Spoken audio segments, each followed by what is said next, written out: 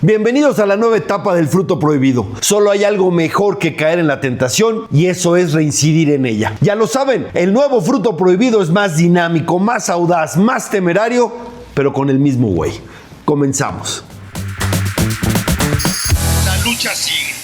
Nueva temporada de la telenovela del Mayo Zambada. Resulta que Ken Salazar, en su libro de memorias, escribió que López Obrador tiene miedo de lo que pueda decir. Eso tan solo una parte del libro, porque este fue un adelanto, digamos, para calentar el asunto. Ken Salazar escribe y dice: Fronteras es un poco su libro, la pelea por una América incluyente. Esa es la traducción de su libro de memorias. Y eso pues puso muy mal a López Obrador, tratando de responderle, etc. Y resulta que se aprovecha una contingencia que no estaba en el guión, que es que el FBI presentó en un museo el avión con el cual se llevó al Mayo Zambada a Estados Unidos. Además, lo pone, no solo lo presenta, sino que de alguna manera se adjudica el gol y se pone la medalla ahí en ese museo. Y eso lo aprovecha, digamos, el gobierno lo aprovecha entre comillas, porque yo creo que se metieron un tremendo autogol para querer desmentir a Ken Salazar. Y entonces lo que llega a decir en la mañanera Claudia Sheinbaum es: fíjense cómo Ken Salazar es un mentiroso. Y miren cómo aquí mintió, porque Ken Salazar nos dijo que Estados Unidos no había tenido nada que ver, que había sido simplemente esto fue como un golpe que dio el hermano de Ovidio, Joaquín Guzmán López, quien se llevó al Mayo Zambada con un engaño. Algo que, por cierto, el Mayo Zambada dice en su primer carta. Hay dos cartas que conmocionaron aquí, ahorita las recordamos. La primera es esta, donde dice: a mí me invitaron para que fuera con el gobernador Rocha Moya y con su rival Melesio Cuen a mediar sobre el conflicto en la Universidad de Sinaloa, sobre esta disputa por el control de la Universidad de Sinaloa entre ellos dos. Y lo que yo vi es que detuvieron ahí a Cuen. Ahí acabaron con su vida y luego, desmintiendo por supuesto con eso el montaje que hicieron en una gasolinera, que se demostró que no hubo tal, y ahí pues la fiscalía, que depende de Rocha Moya, quiso hacer creer que a Melesio Cuen lo habían matado en una gasolinera, cosa que ya se demostró que no. Pero bueno, salen cosas y cosas, pero veamos cómo el interés fundamental es decir que Ken Salazar mintió. ¿Quién mintió? ¿Mintió el embajador Ken Salazar? ¿Por qué es relevante? Primero, el haber mentido como embajador. Y segundo,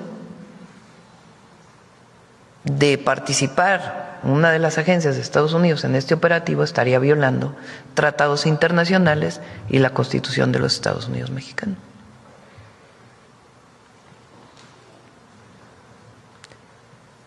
La otra pregunta relevante que hace Rosa Isela es: a partir de la primera detención, o bueno, la detención de un miembro del cártel de Sinaloa, viene una serie de hechos, como la llegada de su familia, como la misma llegada de este avión. Entonces se hace la pregunta: ¿quién acuerda con miembros de la delincuencia organizada? Porque nosotros no. Nosotros nunca vamos a hacer acuerdos con ningún miembro ni con ninguna organización de la delincuencia organizada, jamás. Tan es así que de manera muy detallada el secretario de Seguridad explica lo que se hizo en el gobierno anterior y particularmente lo que hemos hecho nosotros desde el Gabinete de Seguridad con distintas detenciones hasta la fecha. Pues a partir de este documento noticioso, de esta noticia, de este reportaje y de la presentación de este avión en una feria como un operativo del FBI Porque hasta ahora toda la información que había recibido el gobierno de México es que no había habido participación de ninguna agencia de los Estados Unidos. Sin embargo, viene este reportaje que sale el 2 de julio y entonces la Secretaría de Relaciones Exteriores le pide a la Fiscalía General de la República en las carpetas de investigación, solicitamos que pregunte sobre esta exposición de este avión, además de lo que tenga que hacer la propia Secretaría de Relaciones Exteriores. La verdad es que es lo único que hacen con esto de querer descalificar al embajador, es que tienen miedo de muchas otras cosas que pueda contar en su libro. Recuerden que Ken Salazar fue cercanísimo de López Obrador. En Estados Unidos incluso lo llegaron a decir que era más representante de López Obrador que del gobierno norteamericano en México. Y sí, incluso le compró muchas cosas, hostigó a la sociedad civil, se peleó con el INE cuando estaba ahí porque le creyó la mentira de la patraña del fraude del 2006, cosas así. Y yo creo que en algún momento Ken Salazar se sintió engañado, utilizado, manipulado y pues un poco escribe estas memorias y López Obrador teme que muchas cosas las haya escrito con el despecho y haya, pues ahora que digamos Ken Salazar abrió los ojos, teme lo que pueda decir. Pero es una historia larga. Recordemos que Gertz Manero, el fiscal, declaró que ya había pedido la extradición del Mayo, es decir, que se lo regresaran. Acusó de traición a la patria a Joaquín Guzmán López por habérselo llevado. Y había pues esto. Y cuando manda la segunda carta, esta segunda carta dice que si no lo repatrian a México, pues puede colapsar la relación Estados Unidos-México. Imagínense la amenaza. ¿Y cómo contesta el gobierno mexicano? Diciéndole, no, sí estamos en eso, estamos haciendo gestiones. El propio Gertz Manero responde al Mayo Zambada diciendo, tú tienes toda la razón. Perdón, si eso no es miedo a lo que pueda decir, díganme qué es. Escuchemos a Gertz Manero. Fiscal, en el caso específico de Ismael El Mayo Zambada, ¿qué es en estos momentos exactamente lo que está deteniendo o impidiendo su extradición? Lo que acabo de decir, hicimos ya la solicitud, esa solicitud ha sido reiterada en 4 ocasiones y necesitamos encontrar la respuesta. Nosotros creemos que si demostramos que podemos trabajar juntos con transparencia y con honorabilidad, que es lo que se está haciendo en México, nosotros, en lugar de estarnos descalificando entre nosotros, debemos de estar ayudándonos para poder resolver un problema que es para las dos partes. ¿Pero es un asunto que en estos momentos está en los jueces, en el Poder Judicial de los Estados Unidos, o en qué etapa se encuentra? Perdón, no me lo quiero repetir, perdón, ¿quién está impidiendo esta solicitud en estos momentos? ¿Es la parte de los jueces, la parte del gobierno de los Estados Unidos? ¿En qué ¿Habla usted de lo del Mayo? Sí. Está en los Estados Unidos, nosotros hicimos la solicitud esa solicitud no nos las han contestado.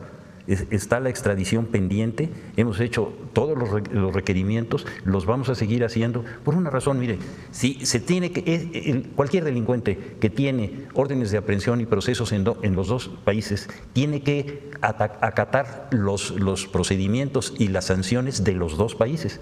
Puede regresar a México, se puede procesar en México la orden de aprehensión y puede regresar a los Estados Unidos y allá aplicarle las leyes que ellos consideren y que estén dentro de los márgenes de derechos humanos.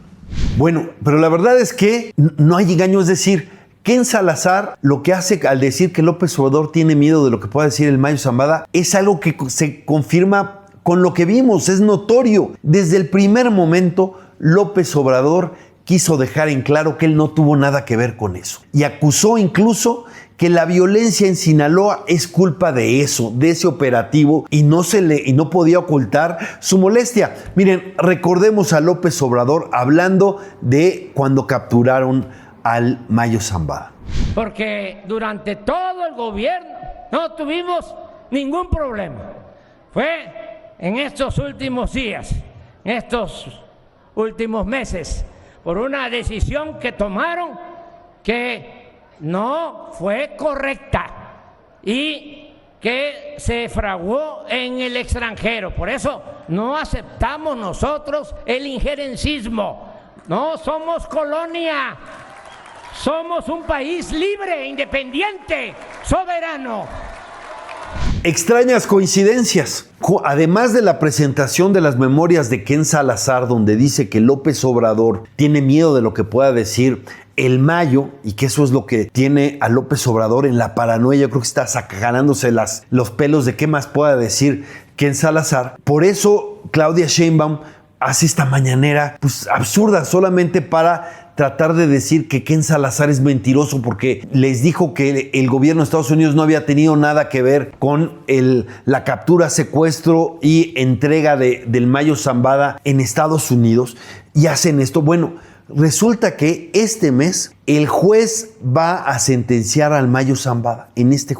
El Mayo Zambada está pidiendo, ya se declaró culpable, está pidiendo que no lo pongan en la misma penal de alta seguridad donde está García Luna y donde está el Chapo Guzmán, que lo pongan en un penal médico porque tiene muchas dolencias o problemas de salud, y eso está pidiendo. Y una fecha clave, el 13 de julio, la Fiscalía tiene de plazo para decir si tiene algo que decir, si apoya, respalda la petición de el Mayo Zambada, de su defensa, para que esté en un penal médico. Si la Fiscalía apoya esta moción para que el Mayo Zambada tenga, digamos, este trato especial por sus dolencias médicas, este trato humanitario, pues yo creo que nos daría una pista de que el Mayo Zambada no solo se declaró culpable, sino que está colaborando con las autoridades. Y si está colaborando con las autoridades, mucha parte de la clase política va a estar muy tensa, porque el Mayo Zambada es una enciclopedia de la narcopolítica. Pues bueno, muchas cosas están por saberse y aquí estaremos pendientes. Encontraron el cuerpo de la periodista Roxana Guzmán. Las escenas de su secuestro dieron la vuelta al mundo, porque ella grabó en vivo cómo llegaron unas personas con pasamontañas, rompieron la puerta de su casa o le dieron mazazos para abrirla, y enfrente de su papá y uno de sus hijos se la llevaron. Tremendo, porque evidentemente ella es la directora de Pulso Informativo del Sureste. Ellos dijeron, los que la detenieron, que se la llevaban a la comisaría, y un mes estuvo perdida. Pero ya hay avances en la investigación. Resulta que 4 policías municipales participaron en esto. Policías municipales de Ixhuatlán del Sureste, así se llama el municipio, la secuestraron y la entregaron a un grupo criminal que se llama La Sombra. Gravísimo, porque son los mismos que detuvieron a la maestra Irma Hernández. Se acordarán cómo ella, arrodillada, pues decía, la obligaron a confesar que se equivocó por no pagar derecho de piso a este grupo. Y lo increíble es que después de lo que le hicieron a la maestra Irma Hernández, pues este grupo criminal sigue operando como si nada para hacer este tipo de cosas. Pero bueno, ya hay avances en estas investigaciones terribles. Ahorita regreso a eso, pero escuchemos a Omar García Harfuch hablando de estas detenciones. Hay rastros de negocios donde la Fiscalía ha mencionado que corresponden lamentablemente a la periodista. Se han cumplimentado 8 órdenes de aprehensión, van 8 detenidos al momento con participación directa. Faltan más personas por detener. Hemos estado en comunicación permanente con la gobernadora, con la Fiscalía del Estado y con la Policía Estatal. Gracias, secretario. Van 8 detenidos al momento.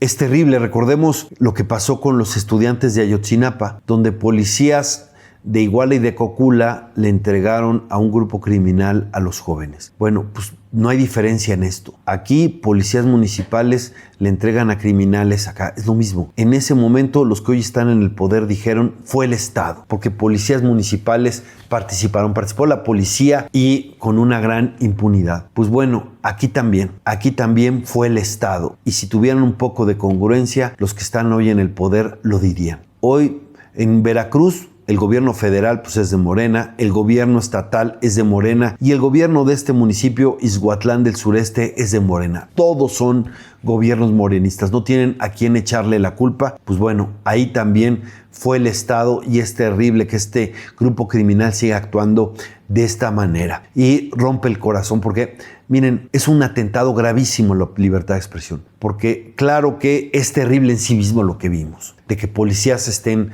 coludidos con criminales y los que te deberían proteger en realidad trabajan para los que amenazan la seguridad, la paz, para los peores delincuentes, para los peores criminales trabajan los policías. Eso es terrible.